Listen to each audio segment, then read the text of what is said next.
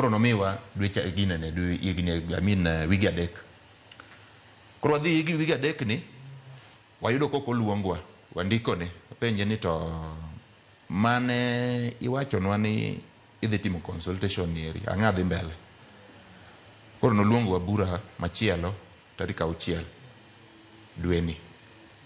Odwa bedo kode piny to emobire gi wach mar ni gidwa transfer jogi eki into the counties.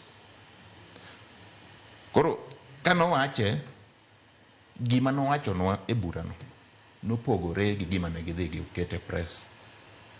Kech nowacho ni ginene giterogi to giterogi ka pesa mar 4.2 billion manonego beni imedo ewi stipend ni mondo to transfer jogi eki into P&P luwe as from 1st July.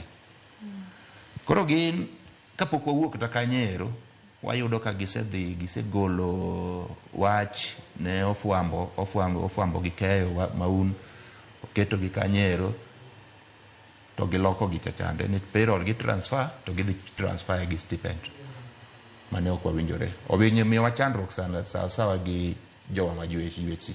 Wane pok wagolo statement. Ne pok wagolo statement to iyudo ka gin gisedhi ma giwacho gicha.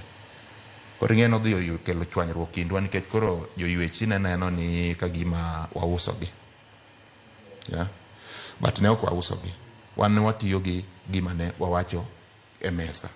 Koro neno kuma koro jogi eki chak dhi timo giwacho gima ne okwa.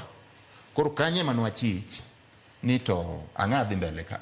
Kwa nyalo bedo e mesa for 2 hours, 3 hours kwa discuss